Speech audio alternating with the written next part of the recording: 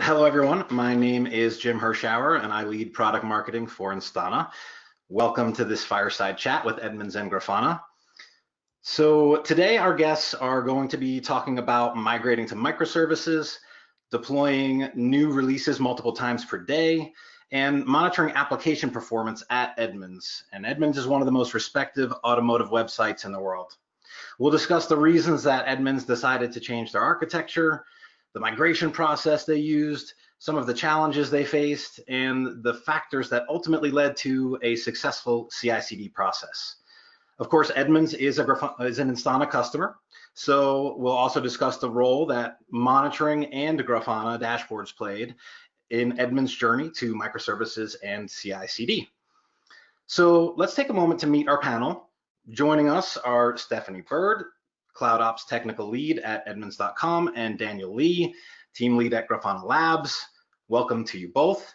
Stephanie, why don't you take a couple of minutes to introduce yourself and tell us a little bit about Edmunds?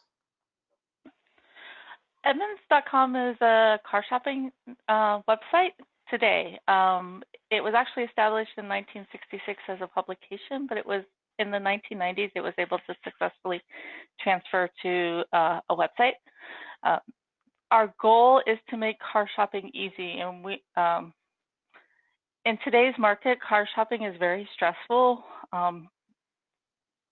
and we try to give you the tools and reviews that you need to be able to make that journey a little bit easier.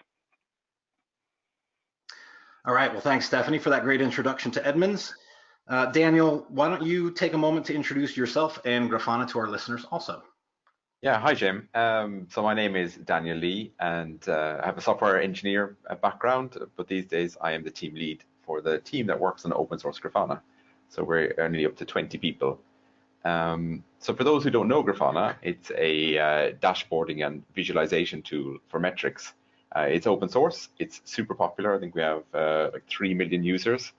And the goal and the reason why it was created is to basically, visualize the things that are invisible. So our goal is, we talk about like democratizing metrics, takes the stuff that we do, like the IT and engineering stuff that is mostly invisible. It's on servers somewhere in the cloud or out of sight, and help visualize that. And that pictures speak louder than words.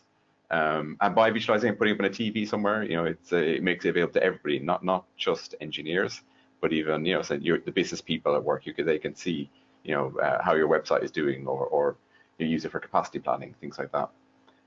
It's commonly used in operations for server monitoring, but it is actually quite general. So it can visualize anything that is metrics, as time series data. It's also big in IoT, and it's starting to take off in industrial engineering as well. It's super common in like the cloud native space. So it's the front end for Prometheus as well, which is used a lot for monitoring Kubernetes. But it supports tons of different databases, and which is one of its key strengths, that you can like visualize data from lots of different sources and mix and match on the same dashboards. So as I mentioned before, it's used a lot on TVs, but we're starting to move into being more interactive and adding log support. So you can look at your metrics and then switch over and look at your logs as well. It's very flexible, so you can have, like I said, dynamic dashboards that can be reused for different environments. And like a year or two ago, we added alerting support as well. You can send notifications to email and Slack and PagerDuty and more. And it's also super extensible. So even we have lots of published plugins like the Instana data source, but that's only the tip of the iceberg. People build their own custom integrations to be able to visualize data from their internal systems, which also I think makes it more popular. All right, thanks for that introduction, Daniel. So as I mentioned earlier, I work for Instana, and for anyone who's not already familiar with Instana, we are the premier application performance monitoring solution for microservices applications. Instana was founded in 2015, and we've quickly captured significant market share with over 250 paying customers. The real keys to Instana's success are the facts that our software automatically discovers and monitors your services, including the full stack, and we continuously visualize and analyze the data looking for performance issues. We're also able to automatically determine the root cause of most problems as a result of really deep visibility and something called the dynamic graph. Now, if you're not familiar with our dynamic graph, it is a continuously updated real-time dependency graph that models your applications as they really are and not as we expect them to be. So this is really a unique capability to Instana, and it's a key enabler to most of our really valuable capabilities. So we'll see the impact of the dynamic graph a little bit later on today. So now that we've gotten through all of the introductions, let's get right to the reason why we're all here. So we want to learn about how Edmunds.com managed to transform themselves from a paper publication to a DevOps powerhouse that successfully deploys updates multiple times per day. So Stephanie, can you tell us a little bit about Edmunds' technology stack before you migrated to microservices? So Edmunds, like I said earlier, first introduced their website in 1995. We were running with internal data centers on our bare metal host. Then eventually we migrated to an internal cloud, which allowed us to provision a little bit faster for new services coming online. And then we followed that by a transition to Amazon EC2 host, which allowed us to enable auto scaling and even faster provisioning for new services. Yeah, that's certainly a progression that a lot of companies are undertaking today at lots of different stages. So what about microservices? Why did you decide to transition to microservices, and what was the process that actually got you there? So we were at a stage where we could provision new services very quickly, and we could utilize the auto scaling to expand and contract as the traffic grew. So our next initiative is how do we bring the services out faster? Because even on EC2, there's overhead taken with bootstrapping a new host. So we took a look at Docker, which was just coming online back then, and we decided to try it out on a few artifacts. We managed to get it made the building the containers faster, but also simpler because we could guarantee the configuration on every build. And so as we tested it with a few artifacts, we found that it was more positive, and so we eventually rolled it out into our entire environment. Yeah, it's interesting to hear you talk about looking at Docker just as it was coming out. Talk about early adoption. It totally makes sense in your use case. So why don't you go ahead and now tell us about your current technology stack? So today we are mostly running Node.js and Java applications. They're backed by Mongo and Elasticsearch. They're all container-based at this point. Yeah,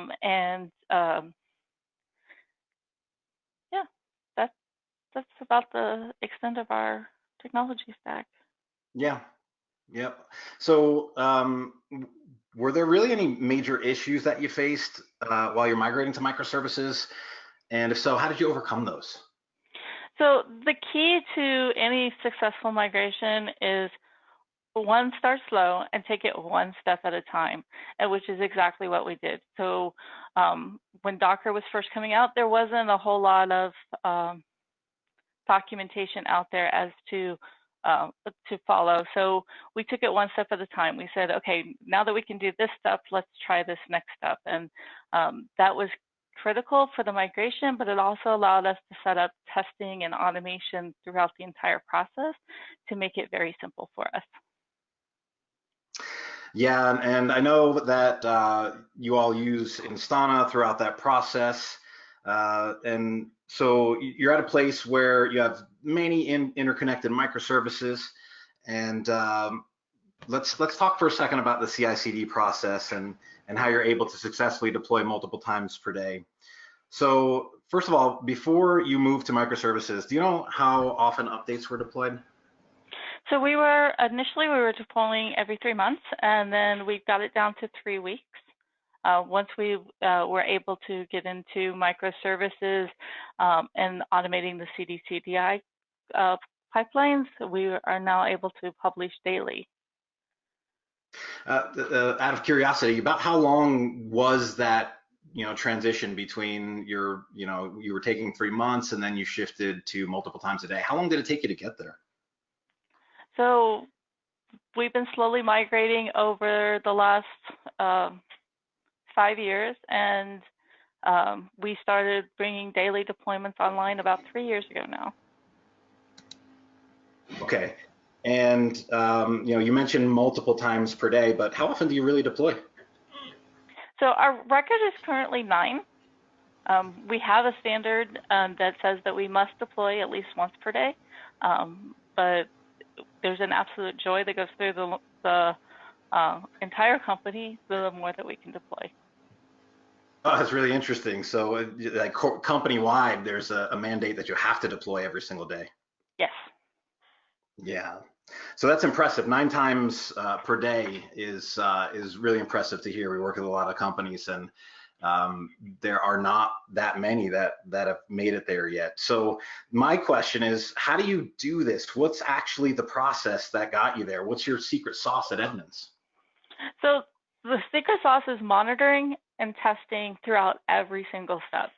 So from the time that a developer checks in their code, they're opening up a feature branch, but we can actually put that feature branch into a sandbox environment and allow them to test it at that level. So we get user acceptance from product teams before we ever even merge it into the main line of the code.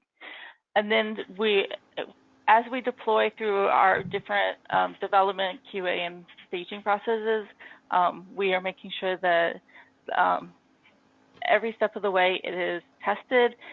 It tested both at the integration as well as the functional levels and performance. And we do not, we give that feedback to product and development teams very early on in the process so that they can, if they need to make fixes or there's a bug that's introduced, they can fix it very quickly. Yeah, interesting. So it looks like you've got lots of checkpoints throughout the way, and at any one of those checkpoints, it seems like you can go ahead and roll back and go ahead and address whatever those issues are. Now, I know that there's so many companies that want to get to the point where you're at, where they're able to do canary testing, but they just don't know how to get there. Let's talk about tools for just a few minutes. Obviously, you use monitoring tools to help you understand what's happening in your pipeline and your production microservices. What are those main tools that you use, and how do you use those in this process? So obviously we use Instana quite heavily. And Instana has been on board with us ever since the migration to cloud to containers, as well as we use Grafana to be able to cross-correlate data with different data sources, which allows us to very early catch things that are going on and get the alerting out to the correct development teams. Okay, so yeah, I think Daniel mentioned that earlier about pulling information together onto dashboards in Grafana. So let's take a second to talk to Daniel and talk about Grafana. Daniel, why don't you tell me more about Grafana? In particular, is Stephanie's use case a common one? Does Grafana offer up special capabilities that help companies while they're implementing CI/CD? Yeah, so I would say Grafana was actually built for this from the start. So I used to work with the creator of Grafana at an e-commerce company, and that's actually the very first use case of Grafana was monitoring releases. So it's very common to monitor things. This dashboard we're looking at here is more at the infrastructure level, so like Kubernetes, and we easily see the effect of release on, say, CPU or memory. You could also have it at a higher level and look at like application metrics or things like HTTP requests and performance. Actually, this is a very good example from Wikimedia. So after every release, they use this for web performance testing. Time to first paint on mobiles and desktops and things like that. And they're also using a feature here called annotations, which you can sort of see. So every time they do release, it does this like marker on the graph, so they can correlate like any changes, and that can be like both ways. So sometimes they're making changes, they expect to see performance improvements, and they can check and see, did it start exactly after our release, or like vice versa. I want to see if there's any regressions, any performance regressions. So what you monitor at release, I think, is very dependent on what sort of company you are, what you're building. It's also very common to use it for more like internal stuff. So we in the Grafana code base, for example, we are trying to eliminate implicit ANIs in our TypeScript code. So you see, this is where we start at 7,000 implicit ANIs, and we're trying to, every change you make, try to remove more of them. So it's just, refactoring our code and making it better. So we have a countdown there. So we're at 5,000. So hopefully in a few weeks we're down to 0. And we're also doing a migration from Angular to React. So you can sort of instrument your code base as well with Grafana. Goes hand in hand with CI. It's also really common things like your build pipelines, things like Jenkins, that you would monitor things like build times and test coverage, and have them on a dashboard. And this is like quite easy to do with something like if you have something that can collect the data, something like InfluxDB or with Telegraph or Prometheus with a node exporter, then there's lots of existing dashboards that you can just reuse, and yeah, very, very common use case of this. You can also set alerts on this. So Grafana has alerting, so you could set an alert, for example, if build times increased or asset size got too big. So yeah. Yeah, makes sense. And of course, there is an Instana data source for Grafana. So that's how we get our data into the Grafana dashboard. So some of those dashboards that you saw did have Instana data mixed with data from other sources. So it's a great way to amplify the value of both solutions. So I want to take just a minute to talk about Instana before we get back to Stephanie and the success that she's seen at Edmunds. Earlier, I mentioned that that Instana automatically discovers and monitors your full stack and the services that are running. Now, what's interesting about Instana is that services are a first-class citizen. So Instana is intently focused on helping you understand how your services are performing individually, but also how well they're working together to deliver that application functionality. So within Instana, it's really simple to create the concept of an application by picking an entry service and letting Instana group together all of the downstream services. So once that happens, you get the summary dashboard that you see here that gets created for you automatically. And from there, you can drill down into much more detail. So it basically is a great health overview that is really simple to get to. Now, with Instana, you can drill down into the individual traces of each request. So Instana monitors and traces every single request. These traces provide your SREs, DevOps, or developers with a very detailed understanding of the code execution and the API interactions between your services. So often this is one of the end results that gets passed around from operations to development, or your DevOps teams look at these to make sure that the code and the interactions between the services are working properly. And then most importantly, we get to the automatic root cause capability within Instana. Now, remember earlier I mentioned that thing called the dynamic graph. Well, that continually it updates the model, right? And we correlate events between the different services using that model, right? So anytime there's a service that is impacted by a problem, Instana will know if the dependent services are also impacted by that same problem. So Instana uses that dynamic graph to show you the services that are impacted and the infrastructure metrics that are possible causes of that problem.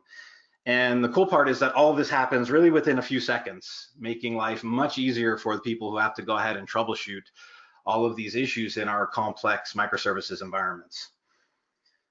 All right, so that's enough about Instana for now. So while we're on the subject of metrics, it's really important for us to track various metrics as a group or company overall. There are many different metrics that most companies track, like the number of incidents or MTTR, MTTRS, revenue per hour, tons of different possibilities. What I have on the screen right now is a matrix from the State of DevOps report. So for DevOps in particular, there are key metrics that are touted by an organization called DORA, and these metrics can help you assess your DevOps maturity. And if you look at the matrix shown on the screen, you'll see that there are 4 key metrics and various stages associated with how those metrics are tracking. So if you can plot your own metrics on the table, then you can see exactly where to focus to move left and to improve your DevOps maturity. So Stephanie, I know that Edmunds tracks these metrics. Can you share those with us? Yes, so as we spoke earlier, we have a goal to do at least 1 production per day, but our current high mark is at 9, and we regularly get 5 to 9 per day, which is really awesome. And then our lead time for change, so once a developer checks in, commits his code into a branch, it typically takes about 4 hours to go through our entire process and get it out to production. That allows us to ensure quality along the way. And then the time to restore a service, if we're having issues, is about 5 minutes. We take advantage of being able to roll back very quickly with the canary settings. And then failure rates has actually been declining over the years, and we are currently down to 1.6%. Yeah, those are incredible metrics. Again, I get to talk to a lot of companies, and it is rare that I see such impressive numbers. Now, what I'd love to do is to map those to the chart that we just saw. So let's take a look at how those line up on the State of DevOps report.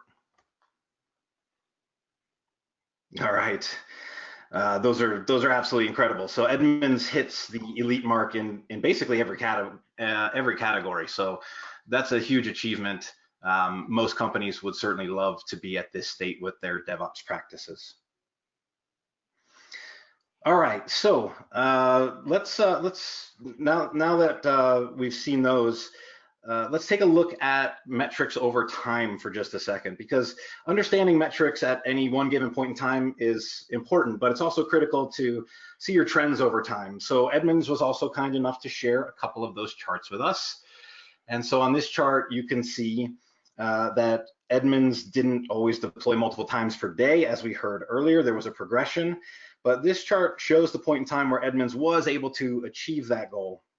Now, that's great, but what's more impressive is the rate at which we have events. And it is actually the inverse, very high rate of alerts, and then it dropped off dramatically while in production. So it was the exact desired result, right? The whole point to being able to deploy faster, to be able to make these changes and to be able to roll them back quickly is that you don't bump into problems in your production environment while you're improving your code base really rapidly. So, so really impressive work on the side of the Edmunds team. So what we want to do is we want to take these your top 3 takeaways, Stephanie. What advice can you give our listeners that are going through their own journeys to Microsoft microservices and CI/CD? Automate early and often. I cannot stress this enough. It is absolutely key to any CD system that you automate it.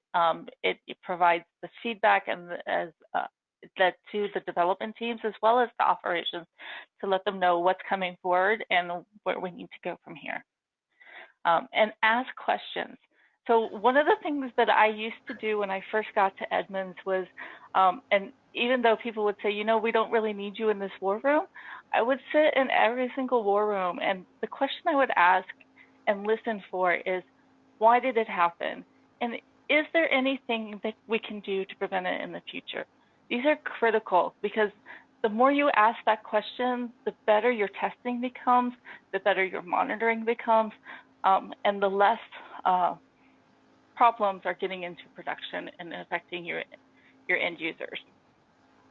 And then the other thing is to monitor everything. 1 or 2 metrics is not enough.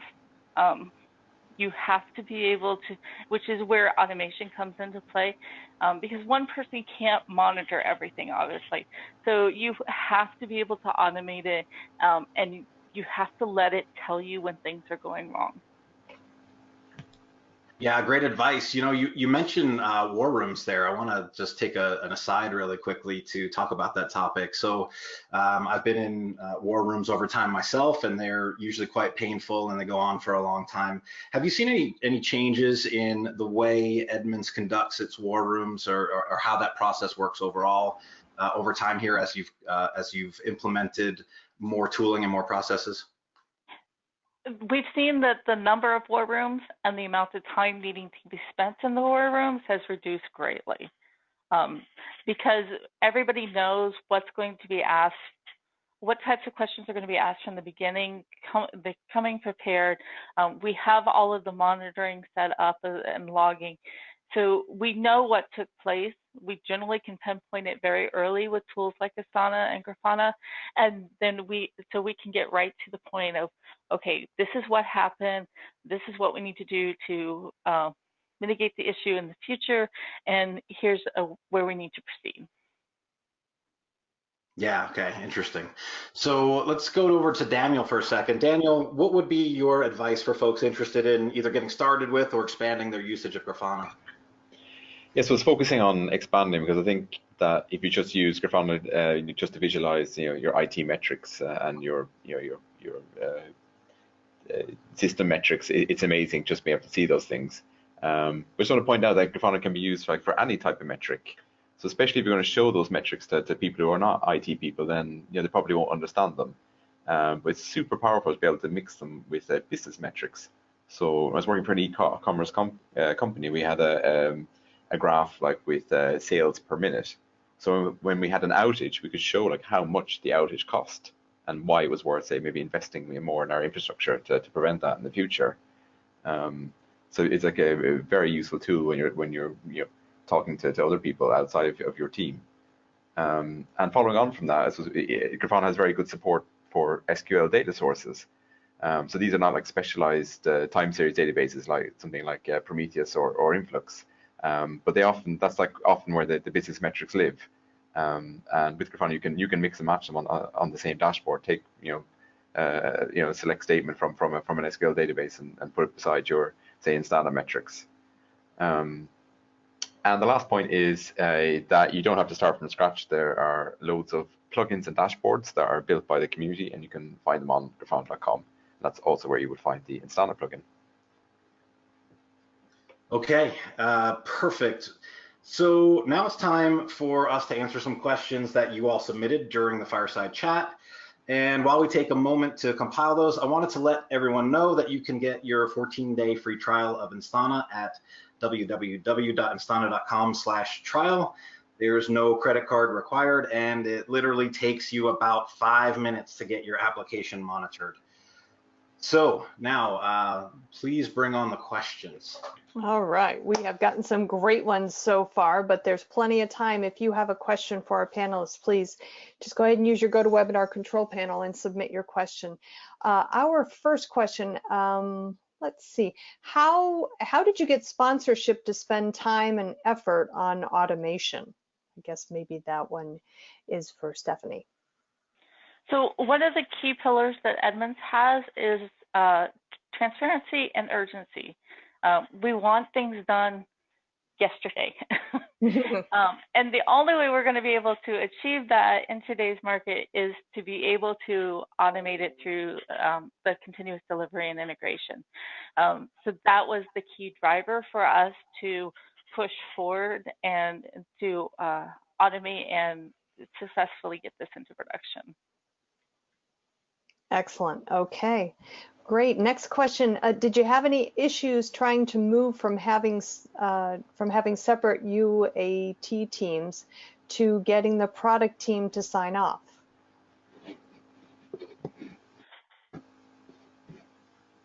I think that's for Stephanie's. Yeah, there's always a change, a cultural change that has to undergo, because people get used to one set of processes. Edmunds does a very good job at this. Edmunds doesn't stand still. We are constantly updating everything. Our technology stack is constantly changing, which is one of the cool features of working for Edmunds, is because my skill set is constantly changing. But so I think it was a little easier at Edmunds because we're not a set in stone type of company. We encourage change and moving forward. Excellent. All right, great. Let's see, next question. That's a Grafana question. Why did Grafana migrate from Angular to React? Is it totally completed, and how much time did that take? Okay, that's a pretty technical question. The reason why is that Grafana was first built, I think, 2014. So it was built for Angular 1, long before React existed. And we sort of got stuck there on Angular 1.6. And we had to make a decision whether to go to Angular 4, I think, at the time. But we decided as an open source project, it's important to be sort of cutting edge. And we felt that maybe Angular 4 or whatever it is, Angular 6 now, hasn't really taken off. And it's sort of slowly dying. And that React was maybe a safer choice. And as the move from Angular 1 to the new Angular is nearly as much work as going to React, we decided to go to React. It's not totally completed. We're about halfway there. Because of course we're not just doing a port, we're also trying to improve everything while converting from Angular to React. But it's going pretty smoothly. I reckon that we will be finished sometime around the end of 2019, but I wonder how long it will take to get rid of the last 5%. I think the 99% we'll get to anyway this year, and then it might take another year to get rid of the last percent. As we have lots of Angular plugins, I think we'll have to support those for a while, so we probably will have both Angular and React in the code base for probably another 2 years. All right, the last 5% is always the longest, it seems like. Yes. Okay. All right, the next question, and I think this one is pretty much for anybody. How do you translate the technical metric to sell them to the business? I can take a crack at it first, and then maybe Stephanie also has something to say. Yeah, I would say you can't just take your technical dashboards and show them to someone on the business side that just won't understand them. So you will have to do some sort of overview or translate them into financial terms. Things I was talking about before, like how much an outage costs, or things like capacity planning, or like proving that you're meeting your SLOs. Things like how long does it take to load a web page? You say, yeah, it's less than a second, and that's we're meeting our SLOs or uptime and things like that. So I think it's not so much about the Grafana or the dashboards. It's more about just thinking generally, how do you take something technical and translate into terms that they understand. Great. Stephanie, do you have anything you want to add on to that? And I actually agree with Daniel, but it's important, and he mentioned this earlier, it's important that you mix your dashboard so that it shows both technical and business metrics. So we try to give them dashboards that will show not only what's happening technically, but how is that impacting the bounce rate, or how is that revenue impacting, things like that, things that they truly understand, so that they can correlate the data together. All right, great. Just a reminder to folks, there's plenty of time for questions. So if you have a question, just go ahead and use that, go to Webinar Control Panel and submit it, and we'll just keep rolling along here. Next question, I believe, is for you, Stephanie. The 5-minute redeployment is for the app part, and then how long if you need to rebuild the database? So if it's a database issue, we actually have blue-green environments so that we switch over to an environment that is already stood up, which is why it only takes 5 minutes for the database as well. All right, great. Okay, let's see. Our next question. What kind of data does Edmunds use during the build pipeline to determine if a new release should be promoted to production or rolled back? So we use a wide variety of data from both the front end and the back end perspective. Obviously, we're using latency at different percentiles. I'm a big believer that don't use averages when you're looking at that data. Exception rate, both the HTTP error responses as well as the exceptions in your logs. Is something going wrong? But on the front side, we're also looking at your hero shot load time, whether or not you have a high CPU usage on a front-end client, those types of things. We are very quickly tracking it and being able to transfer that back to development. Excellent. Okay. All right. Let's see. Next question. Let's see. Okay. How does Edmunds manage containers in production? So we manage them through, everything right now is managed through AWS. We use the ECS container management. And then we are auto-scaling based on capacity testing and target tracking. Okay, all right, great. Let's see. Next question. How many engineers at Edmunds, let's see, have access to Grafana and Instana? And how do you teach them to use Grafana and Instana? So we allow open access. Like I said earlier, one of our key pillars is transparency. We have open access to every member of Edmunds, whether you're development or on the business side or somewhere in between. But and we encourage everybody to use that. And we,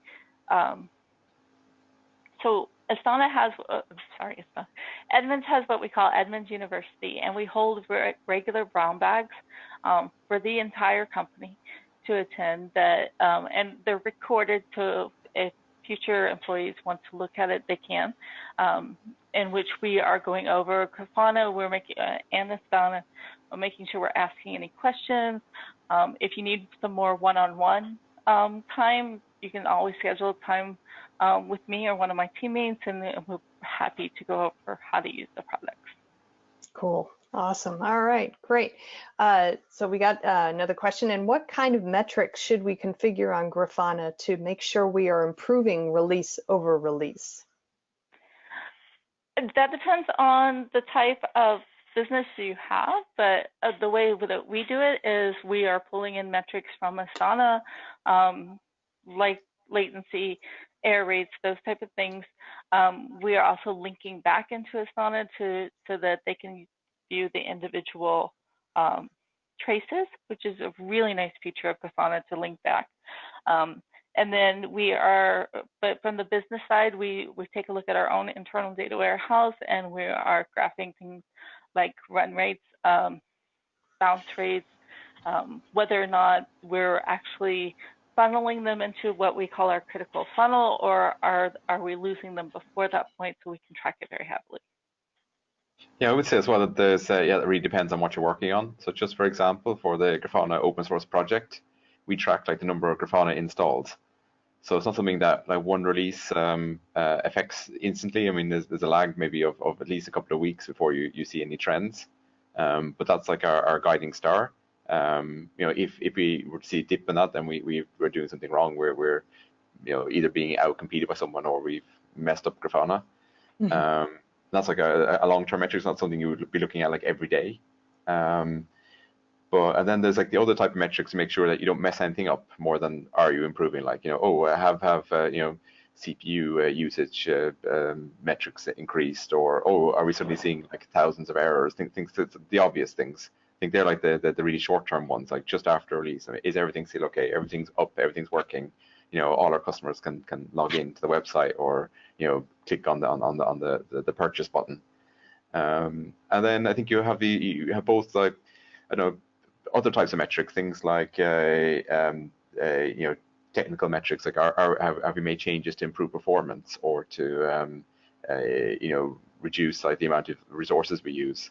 So for example, for our cloud stuff, like we are Kubernetes cluster, so we're always trying to, you know, reduce the cost there. So can we do more with less? And you know, a lot of focus be on that. So you're always looking at those metrics. So like for our hosted Prometheus and hosted Graphite, for example, they're looking at can they improve the query performance. So they're looking at you know, different percentiles. So like, what's the 99th percentile look like? So for those absolute slowest queries, how slow are they? Can we improve that? But yeah, it really depends on what you're working on. All right, great. So the bad and the good stuff. Awesome.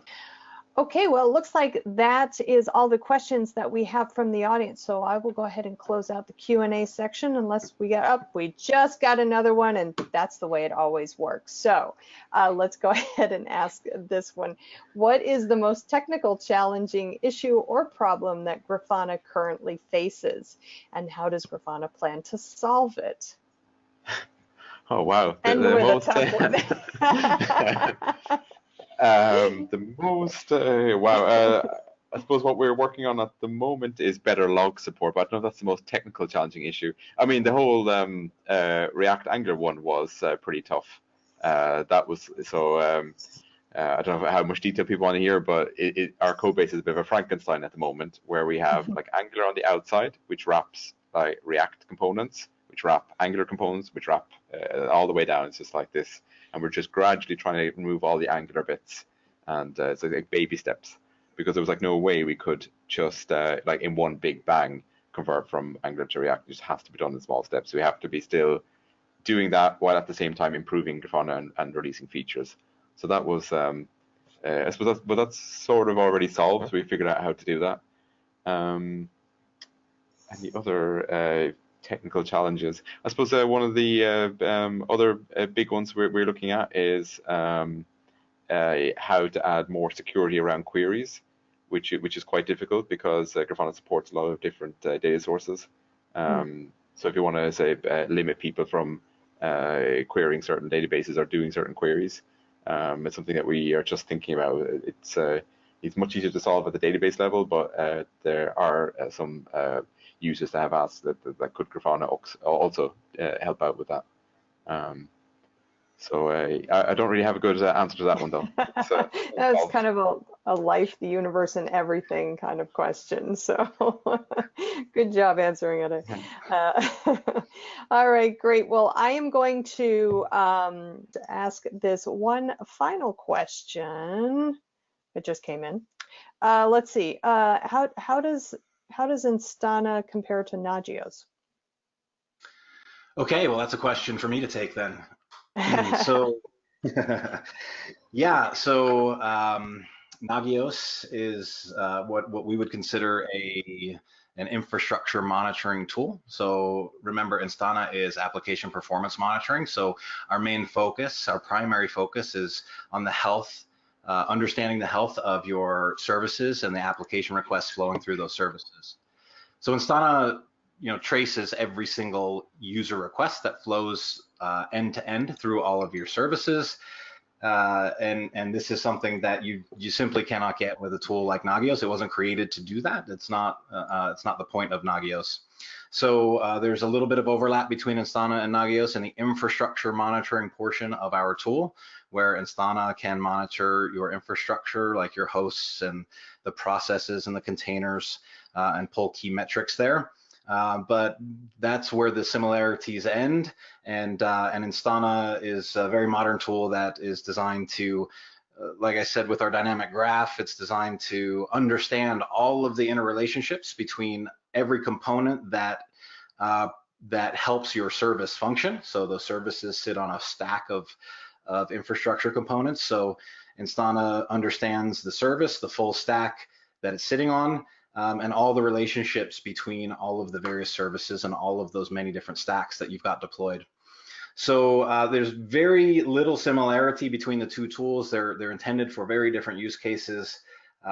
When you need to monitor microservices and understand if your users are having a good experience or not, you need an application performance management tool. So APM is what you need to look for, and Instana is that tool for your containerized microservices orchestrated type of applications. Excellent. All right, great. Well, that is all the questions that we have, really, seriously. So I do want to thank everybody for joining me today, and especially Stephanie Bird, Daniel Lee, and Jim Hirschauer. Thank you guys for such a great presentation. Lots of good information. Appreciate it. Thanks, Shirley. Thank you. Great. Thank you. Want to also thank the audience for joining me today. And this is Charlene O'Hanlon, and I'm signing off. Have a great day, everybody.